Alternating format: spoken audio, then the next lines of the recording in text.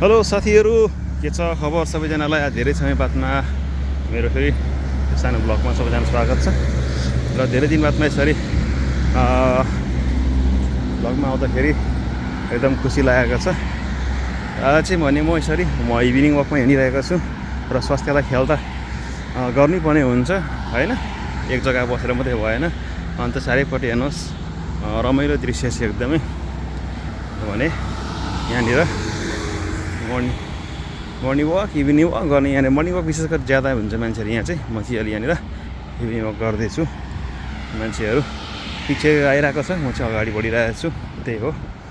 र कस्तो हुनुहुन्छ तपाईँहरू? अन्त दसैँ कस्तो भयो? दिवाली आउनु लाग्यो होइन त? सबैजनाले आई होप सबैजनाले रमाइलो गऱ्यो होला दसैँमा।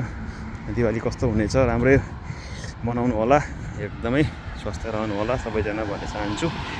यस्तो छ अहिलेको यता सिन चाहिँ हेर्नुहोस्।